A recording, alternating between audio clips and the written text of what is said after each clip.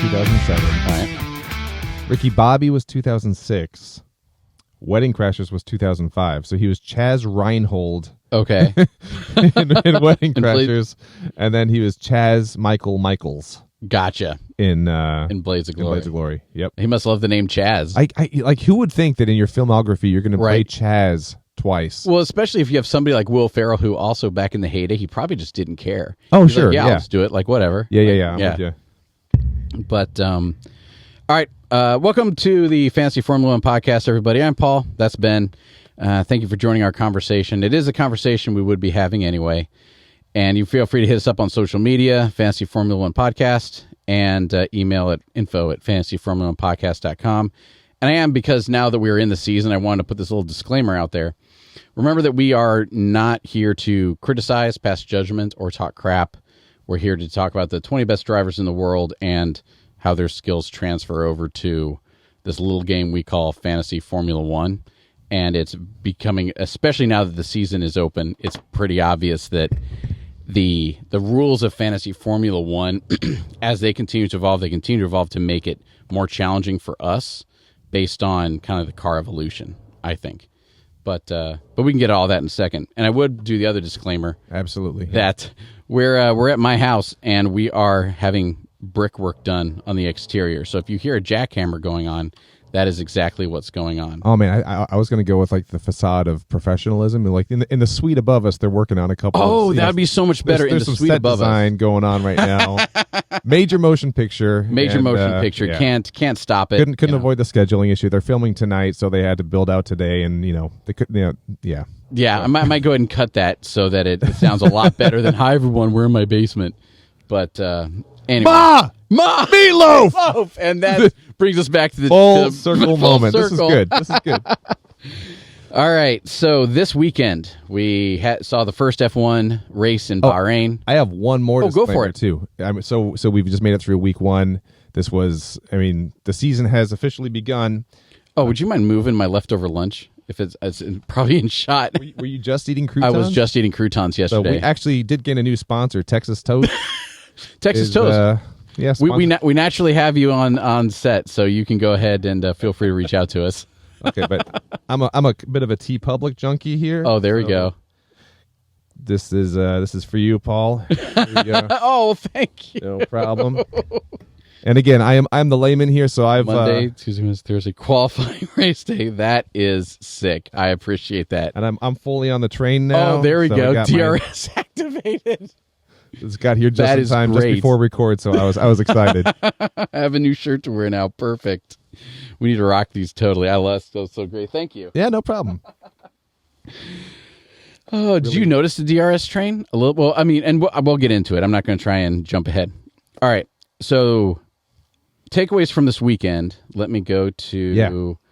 So we're going to navigate away a little bit, and this is a little bit of a tutorial on how to use F1.com because I love. What do you think? Should I use the F1.com or should I use my own spreadsheet?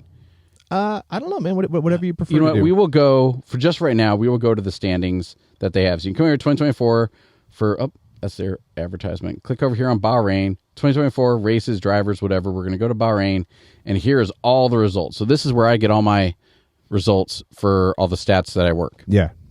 All right. Here mostly about the race results. Max Verstappen was in the lead by, as you can see here, 22 seconds when the race ended. That's insane. And it is a rinse repeat of last year. Okay. All right.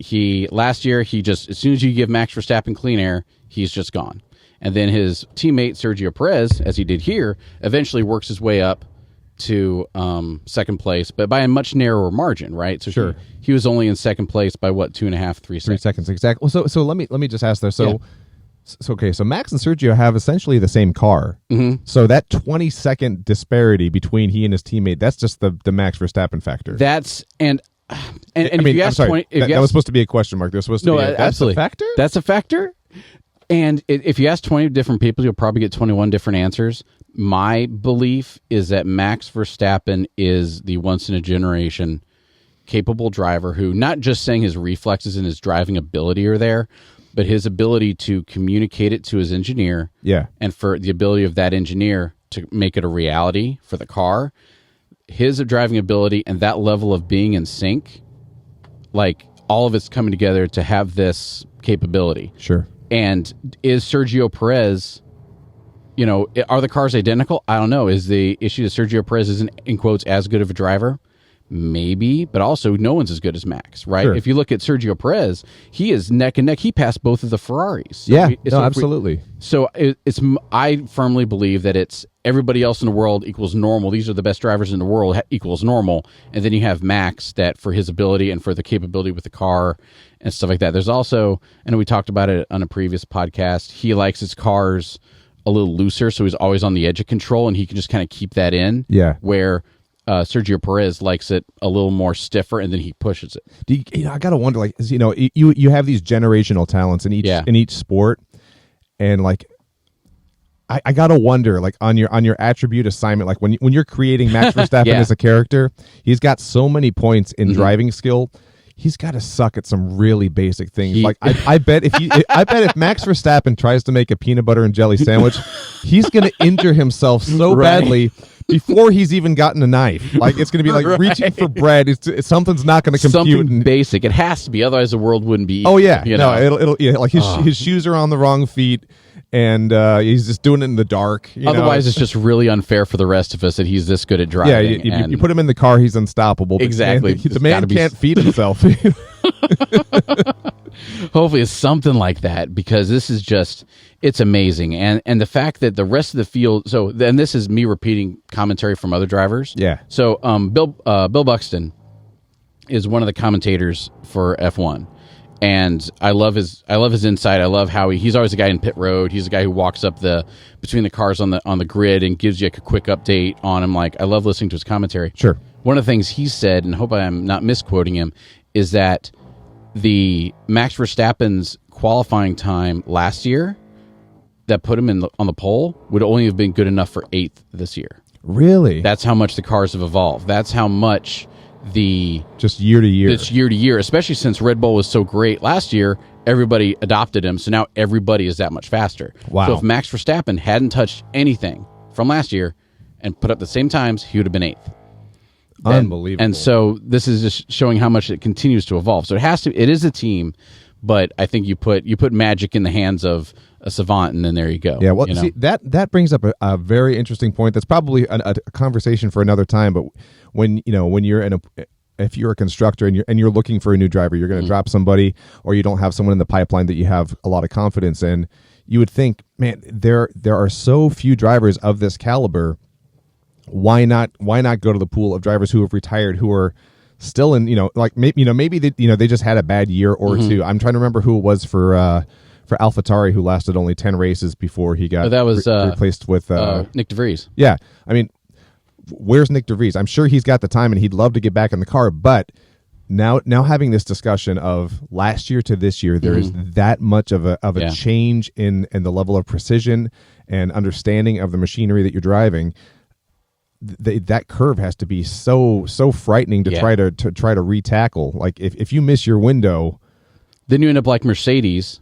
And constructor wise, then if you think you're doing it right and then you get it wrong like Mercedes, and you find yourself behind for 2 years. Yeah. But to your point about the individual driver talent, you have drivers who, if anybody, like Red Bull hasn't had a new driver in a while because you have Max and you have Sergio. Sure. So there is and I forget if it was where I read it was I forget if it was Drive to Survive. It was one of the different one of the different episodes you have on F1.com, but it talked about a guy who's a test driver for or maybe no, it was that's it. Sorry, I'm connecting. It was a driver last year, not Logan Sargent, but Liam Lawson.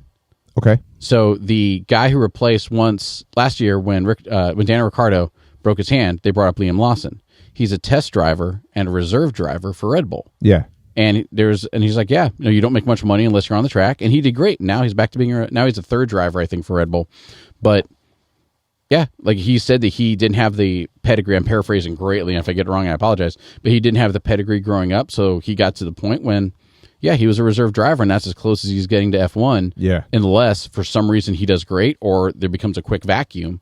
But to your point, somebody can be a reserve driver for 5-6 years.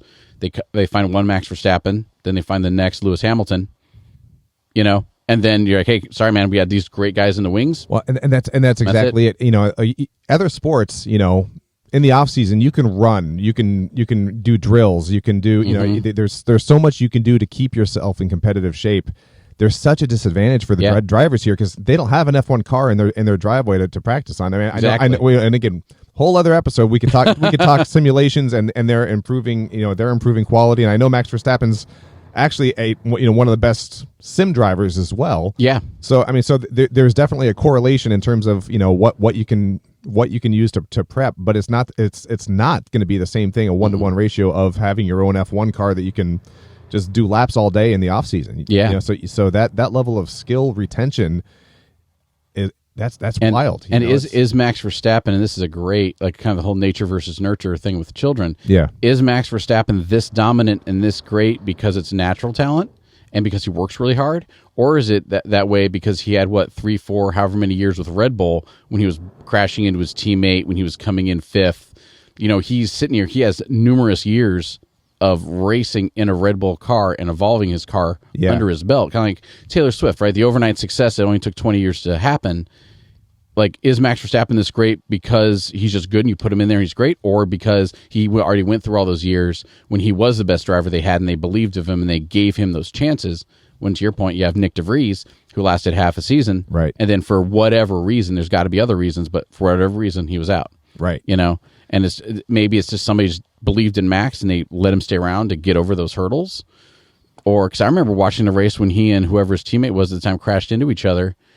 And I was like, what are these jokers doing? Yeah. Like, how can I would have gotten rid of the military officer and me would have gotten rid of both of them for being that dumb. Oh, sure. Yeah. You know? But they kept him on, and there you go. Well, so this brings up 2 points in my mind here. And one is that this, you know, the fragility, the fragile nature of, I don't know, fragility. I think that's right. I think it's a real word, but it sounds silly to say out loud. So the fragile nature of an F1 driver's career only makes the Daniel Ricciardo story that much more incredible. Yeah. Like, you know, in addition to him being, you know, kind of the hot-headed, you know, fan favorite on Drive to Survive, he bounced around so many constructors over the course of his career, and you know, was fully out for a little while.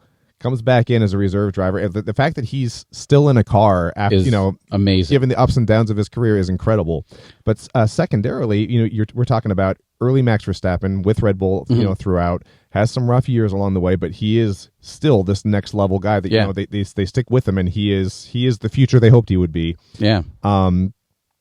So, you know, I wonder how much of a factor having a reliable teammate was as well. Now, again, with a 22-second gap, you know, there's next level individual skill, but, you know, your teammate comes in second, still by about 3 seconds. You know, so again, Perez is still killing it. Yeah, you know, he just happens to have, like you said, a savant as his his teammate. But I wonder how much of that dominance is intentional as well from a team strategy standpoint. You know, it could very well be, because if you know Max is going to just leave everyone behind, sure, and you excuse me, and you know that Sergio Perez can come back from 5th place to take 2nd, then do you build that into your strategy? You know, and that would be, I'd have to learn a lot more about how all that strategy works and how they sit down, because you and me being military guys, like, we're used to being, you know, here's your orders, like it or not, you can argue it, but in the end, you make it happen. But if you watch teammates and stuff in F1, you'll get team orders. And last race, Yuki Tsunoda was told to let Daniel Ricciardo pass him. Oh, he was pissed. He was mad. And, he delayed it like a lap or two, and those ended up being serious laps because he delayed it, and then Daniel Ricciardo wasn't able to make the pass, and then there you go. Well, and that's where things get tough, too, because if he just kind of rolls over and says, okay, you got it, he's really saying, you know what, I'm happy to be the support driver. You know, it's the anti-Moneyball, because you know, people would see that and say, well, look at that, he's just so compliant. You know, you want to see a little bit of defiance. You want to see that guy who says, I want to win this race. Yeah.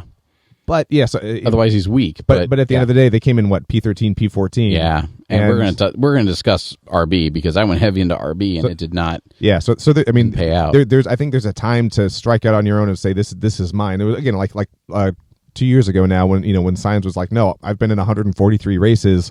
I want to win one, and I can. I'm not getting out of the way for Leclerc. Yeah. That not the best team moment, but I get it. But you get it. This one, P13 versus P14.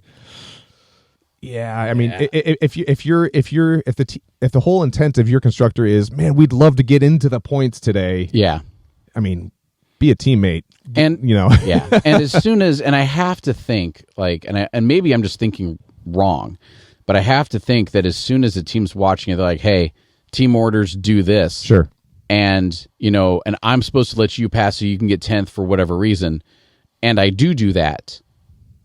Then at the end of the day, they're not going to be like, well, man, you suck because you let Ben pass you, and Ben's always finishing ahead of you. Well, yeah, half the time you tell him to.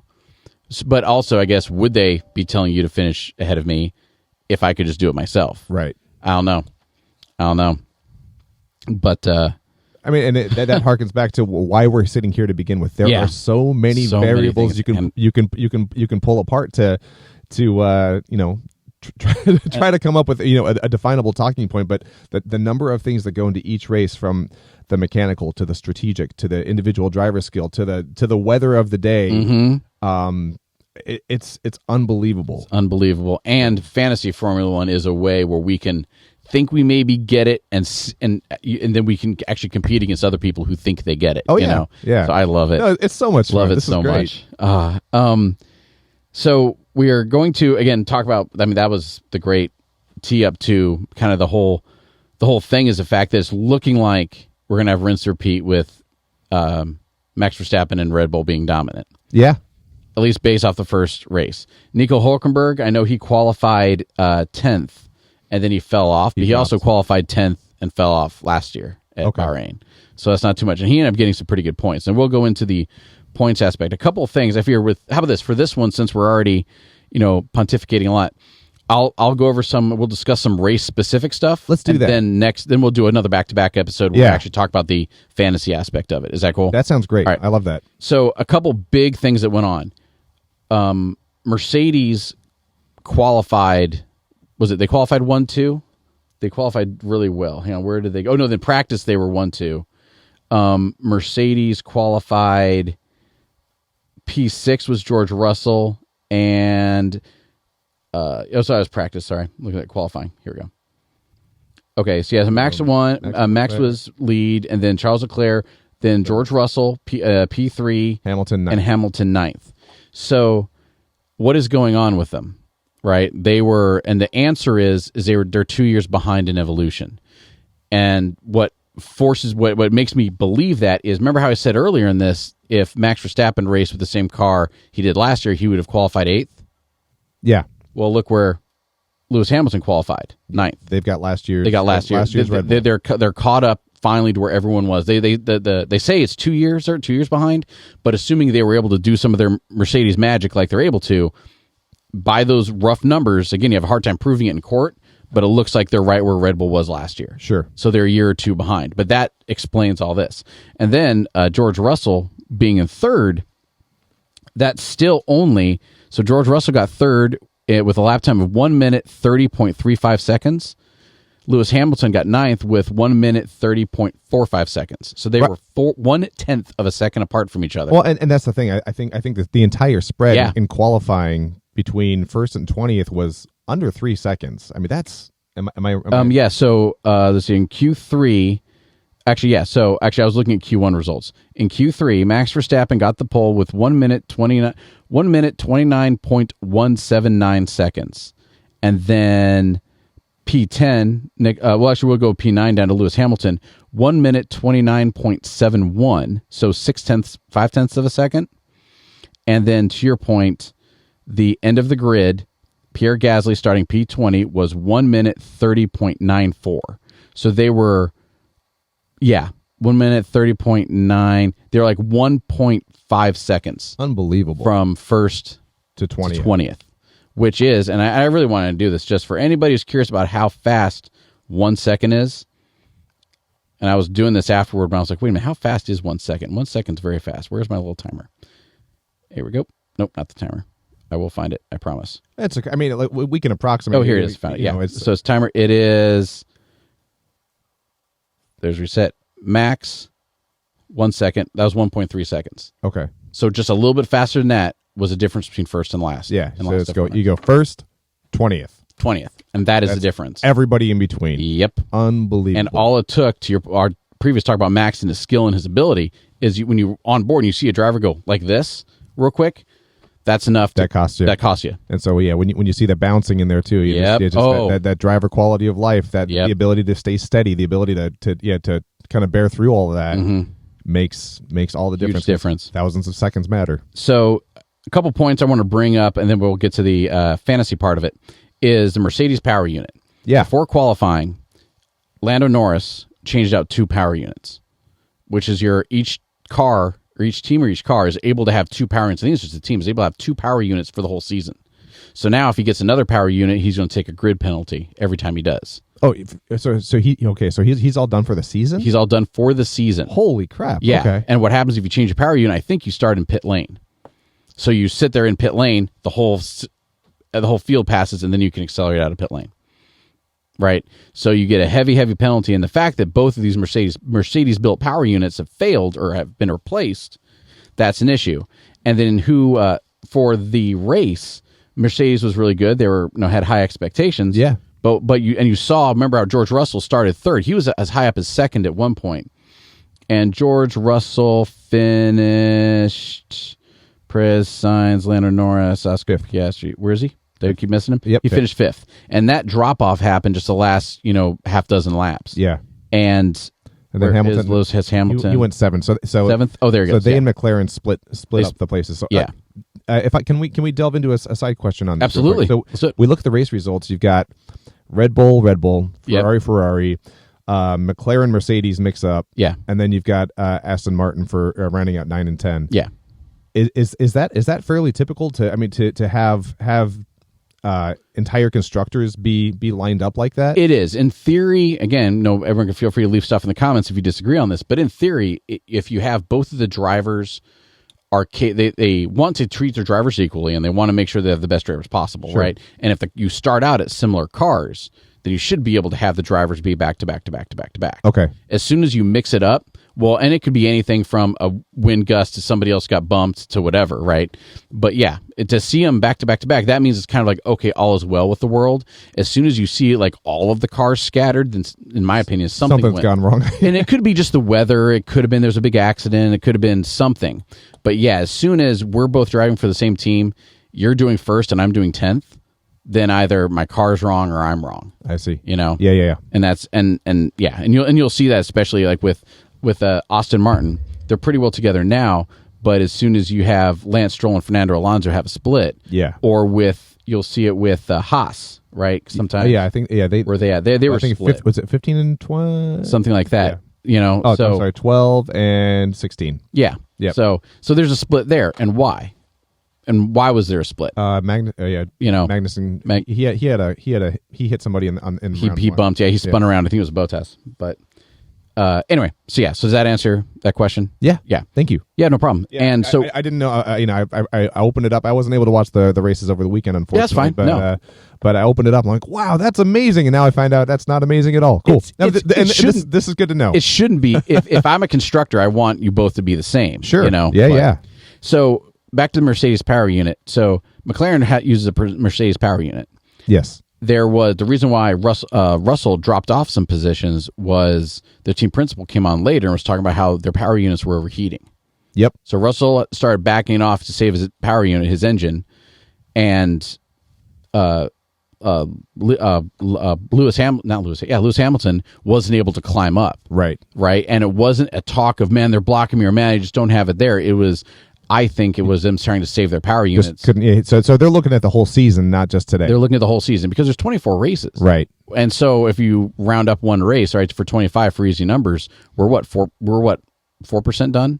No, absolutely. Let me ask about that then. So in between races, I know you're traveling to the next exotic locale, but if you don't replace it on the race day, obviously, repair and refurbishment happens to the cars. Does that not count as a replacement if they they make it through the race and they tinker with what's existing in the car? How does that work? I would need to crack the rule book to know, and you can do repairs to it, you can do modifications to it and stuff like that. I imagine you can. The reason they have the power unit limit is because otherwise, if you have Haas, who can barely afford 2 power units, and you're Ferrari, and you can put a new power unit in every time you pit. If you exactly, want. Yeah, gotcha. So Haas will be driving with with a seasonal power unit by the end of the season, and rich teams, your Red Bulls, your Ferraris, your Mercedes, I see. will put a new one in every time, and so they put that limit on there. Well, sure, you can have a new power unit every time. You're gonna be starting in the pits every time. See, I don't get that though. Why have a funding cap for the season, and then also an equipment cap as well? Why not say you have this much to spend this season? You can buy all the power units and then just hire some hobos off the street to change your tires.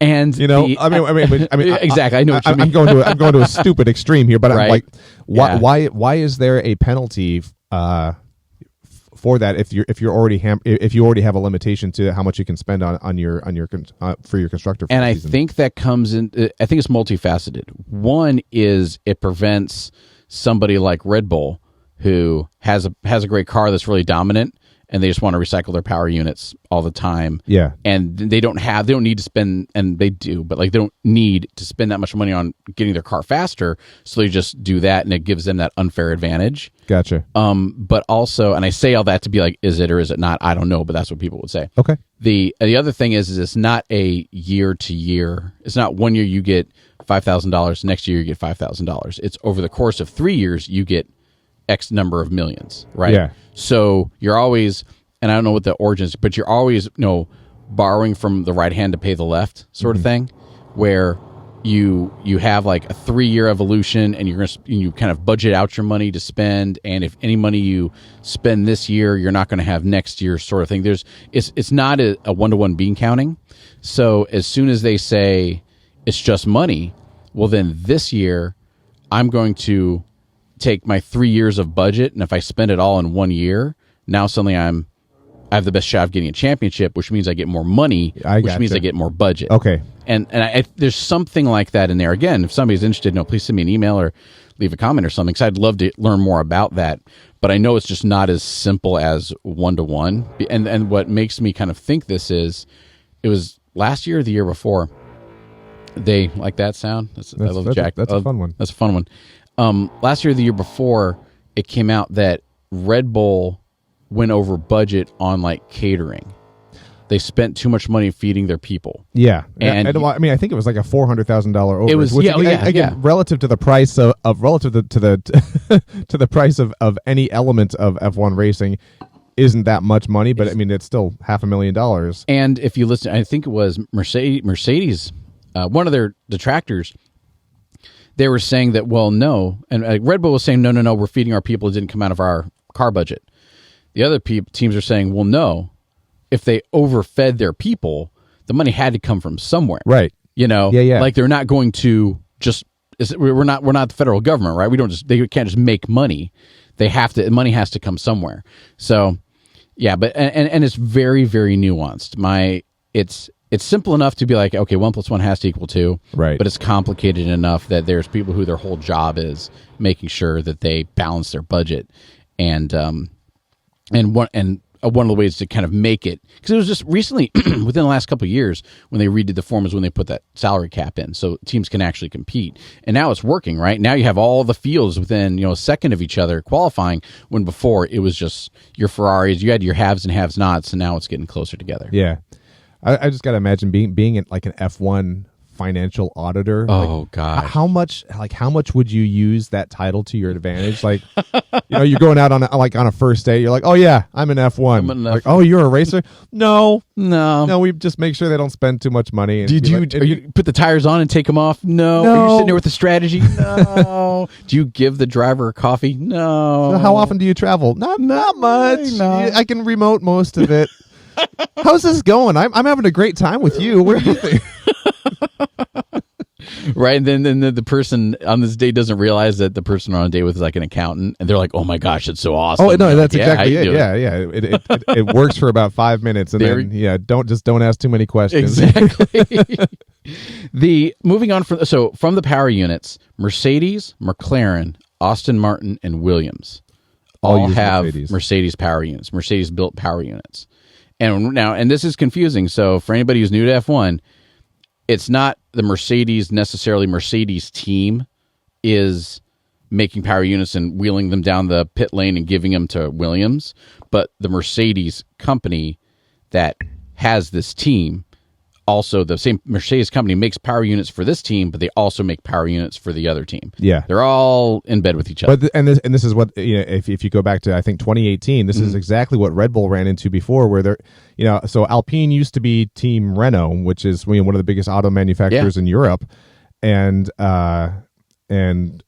is it Christian Horner is his name for Red Bull? Yeah, principal for Red Bull. Principal, yeah, he was kind of not so subtly implying that, well, of course, Renault is going to have better customer support, better tech support for Team Renault than they're going to have for Red Bull. Oh yeah, is it quantifiable or measurable? Not necessarily, but there, the level of support being provided from team to team, was maybe noticeably different. And so the following year they're like, we're not taking Renault anymore. Well, we're going to switch to I think it's Honda, right? I think they have Honda power units, and that's what made the whole things more juicy then too, because then at the end of that season, then Daniel Ricciardo jumps over to Team Renault, which obviously didn't go well for anyone. No. But so that has been intriguing to me as I've been learning more, the fact that you have these auto manufacturers who also have their own teams, but they're lending out their platform to other teams. There's got to be some crazy disparity there. There has to be, and I think that they're all professional enough to do to do their job. But to your point, as soon as you're Ben the engine manufacturer and you have a Ben team, well, you're going to be a lot more comfy with them than as soon as I come, hey, can I use one of your engines? You're like, sure, talk to my customer service department. Yeah. As soon as you're the Ben race principal, we can just walk on in and, you should be getting better service. Otherwise, what's going on? Well, and so that's what kind of surprises me. Here you've had Red Bull so dominant over the last couple of years, and they've really they've stuck with Honda. And so then you've got AlphaTauri, which became RB Racing. They also use Honda, but they're the only other constructor that does. At what point, I wonder, do you see those lower to mid-tier teams like Kick Sauber and let's say Williams kind of going, maybe we should try Honda, Yeah. I wonder if that's the case, because Williams is Mercedes. Words are hard. Who's okay? I'm looking at an old list because they still have AlphaTauri listed. Stake, which I think is Kick Sauber now. I think we can. But and then under the on the, so when you look at car or constructor, you have Honda, Red Bull Racing. So you have Red Bull Racing, Honda RPT, Red Bull something. Oh, look at that! Yeah. So they have Honda, Ferrari drives Ferrari, Mercedes. Well, and that's the thing. Like Ferrari's always going to use Ferrari. Oh, Mercedes is always going to use Mercedes. So I would think that might be kind of like your backdoor chance into gaining a little bit of an advantage, because you don't necessarily have that loyalty to a specific platform. Except that Haas, the American team, is actually owned by Ferrari, correct? So let's check. Let's roll it down. Yeah, so Kevin Magnussen is Haas Ferrari. Yeah. Which makes me think that the Ferrari is their power unit, because McLaren, Mercedes, I think the second name in it is just where their engine comes from. So I see. Okay. Red Bull, Honda, RPT, so they have the same engine. Williams is Williams, Mercedes. Haas is Haas Ferrari. Alpine is Alpine Renault. I guess they're staying. Kick Sauber Ferrari. Yeah. So I guess the second name is just what their power unit is. Okay. So do we know if Haas is actually owned by Ferrari? We have to look that up. That'd be some good research. Okay. But I know it looks like they're driving a Ferrari power unit. Interesting. Okay. Yeah. And I know Haas has been in and out of it. So you could it's a full-time job keeping up who owns Haas and what they're doing. Sure. Because again, this is a very quick back history, but Haas was the first team ever to be like, we're not making our own parts. They go around to everybody else and they buy from them. So they are because right now, in order to get a lot of the money involved in a F1 team is you have your factory, you have employees, you have people who custom make you parts, right? Yeah. And there's this massive supply chain. But what Haas wanted to do is, well, if everyone else has that, we will just buy from them. I see. And then take those parts, put it together, and then as soon as we want a new part, well, we can just go to Ferrari and say, hey, Ferrari, we want this new part. Yeah. Well, I mean, again, the barrier of entry to create to be a new constructor in this league, in this I don't know if that's the correct word, but it's measured in the billions. Yeah, exactly. And so I get that as a foot in the door cost cutting measure, but I think, it's inevitable though that Yeah, they're last. They've been struggling for years. There comes a point where it's we have to be our own entity. We have to be doing this ourselves, and we have to find a way to attract smart engineers who can innovate. Yeah. So and if there's sorry, I was going to talk about NASCAR for a second, how they're a little bit different, because NASCAR does it completely different here in the United States. Okay. But we'll go into that later. So those are the power units. Red Bull is going to be evolving their car over the next 7 races. The talk is that it won't be even recognizable in 7 races. Oh wow, really? But as soon as they're this dominant, I was going to say, what are you don't doing? Mess with a good thing necessarily. See, and that's up to them. But so we can be on the lookout for the talking heads, ourselves included. We talk about what's different week to week with Red Bull, and then 12 drivers contract is up for next year. For those of you who are uninitiated, there's only 20 drivers in the field. So over half of them. So Perez, his contract is up at the end of the year. Last year, when everyone was talking about, are they going to replace Perez? I was like, guys, he's second best in the world. Quit talking. It's just wasting time. Right. But now there's a natural seam coming up, right? I don't think they're going to give Perez the boot, but I also, as soon as there's younger, better other drivers, that's got to be something they're going to talk about. Carlos Sainz, Fernando Alonso, Pierre Gasly, Esteban Ocon, Alex Albon, Daniel Ricciardo, Valtteri Bottas, Jogan Yu, Kevin Magnussen, Nico Hulkenberg, and my countryman, Logan Sargent, which I did reach out to Williams. I'm trying to get a Williams flag. Oh, that'd be awesome. With Logan Sargent's signature on it. Yeah. But all of those drivers are looking for are up for renegotiation next year. And so I think we're going to see a lot more this year of people with their elbows out, of people not necessarily following team orders. Sure. Or doing it reluctantly, because if I'm, pick anybody, if I'm, Fernando Alonso, and for some reason, maybe that's not a good idea because the other driver's dad owns it. But if you're any one of these drivers, if I'm a driver and my contract's up at the end of 2024 and you're the team principal and you're like, hey man, back off, let your other teammate have it. I do that too much. Well, then I'm going to lose my seat because I won't have the numbers. No, absolutely. So let's talk about this real quick. So Perez, number 2 in the world right now. $45 million pay gap between he and Max Verstappen. Yeah, he's at like 10 and Max is 55. Jeez. And I mean, that's as of a year ago here. Yeah, so under current contract. So obviously financial compensation's going to be a factor here, but you're with Team Red Bull in their prime, in their heyday here. No matter where you go, you will still be racing against Max Verstappen. Yeah. So do you what would your next movie would you push for, like, hey, I am number 2 and I am a reason we are as dominant as we are in the points. How about double my salary and we'll call it good? See, because here's the thing: there are other higher paid drivers, but they're also either multi-time world champions. You got Lewis Hamilton at 35 mil, and then he's moving over to Ferrari. I don't know how much he's making. Oh then. yeah, I'd love to see that. And then Leclerc and Sainz are in the mid-teens, I believe. I'm gonna look at that. I've got it right here. So Leclerc's 24 million, and then Sainz is 12 million. Which. But Sainz is probably one of the reasons he's winning. He's doing better than Leclerc is. So So if you were and at this point, Sainz wants to be the primary driver. Yeah.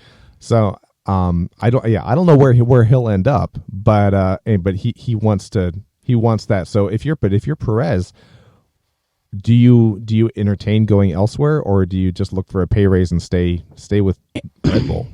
And I would do it too if it was before I was married with a family. I would say I'd go around to all the teams, say, hey, what's your plan to beat Red Bull? Yeah. Do you have one? And if they could sell me that they had a good plan to, in 5 years or 3 years or 2 years, beat Red Bull at their own game, and they could give me a contract to fulfill that time gap, I'd do it. I'd make the switch. But also now, I mean, it's $10 million. But as soon as I'm like, there's that big, if you're getting paid $55 million, I'm getting paid $10 million. Yeah. The question has to be, do you value me as a driver? Right. And if they're like, no, you're going to be playing second fiddle and blocking for Max Verstappen so you can continue being a legend, then to your point, okay, pay me $30 million for it. Yeah. If that is who I am in this world. It's one of those, you are amazing, you are number 2 in the world, but people are not going to remember you. They won't remember you. They won't remember. Your name will not go. No one ever Googles who are the second place F1 champions. They always Google who is the F1 champion. I mean, because look at McLaren. They had Lando Norris. Pretty much, he was getting ready to shop around. Yeah, it's like this. It sucks. It sucks knowing that you can do more if you had a better platform. You're limited by the vehicle that you're in. Yeah, on a routine basis, and then all of a sudden upgrades happen and they worked. And now he's like, okay, yeah, and now they're solid in the middle of the pack. Yeah, I remain McLaren. And but yeah, so man, what a toss up, you know. Yeah, and then we'll get more into that toss up in McLaren stuff when we get into the second episode back to back about all that. And so we talked about the drive. I think those are the big things, the big takeaways that I saw from this weekend. We can get into more little nitty gritty details about each of the teams. Do you have anything else you want to mention here before we quick break to go over to the actual? Real quick. One thing I did like was how Hamilton, he handled week one. Yeah. His talking points were along the lines of, hey, it's week one. This is a chance for us to learn and work our way through. What went well, what needs to be worked on yet, and I like the even keeled approach, given that there were some things that went wrong, with his car. And again, same thing. It's funny watching the relative reactions of teams, from 1 to 20. Like a couple of them were just thrilled to be in the points. Yeah, you had Ferrari who was just pissed off saying, our brakes went out. Like, that's not great. Right. They still got third and third and fourth. Mm-hmm. But they're fuming right now. Oh yeah. And then you have guys like I'm blanking on who's in here, but like Williams. Logan Sargent spun out, didn't hit the wall, finished the race. It was, hey, under the circumstances, he did great given the fact that his steering wheel didn't work. And I think it was that, and I think also like the whole driver's seat came dislodged. That was with I think Hamilton. That was Hamilton. That was Hamilton. Yeah, his seat was shaking. Like so week one's wild just because they're like you said, at the end of the season, the cars are not going to look the same. So this is all just testing the waters. The points are real, but we're just getting started. So it's a lot of fun. And that's a perfect segue, I think, into the fantasy F1, because now we get to the hard part for you and me is to not like, and all of us is not like twitch and be like, oh, well, we need to do this and oh, we need to change this, and it's like, nah, hang on. And that's exactly it. Yeah. So stick with us. We're gonna jump into fantasy over analysis mode here as the next episode gets started. See you then. All right, take care.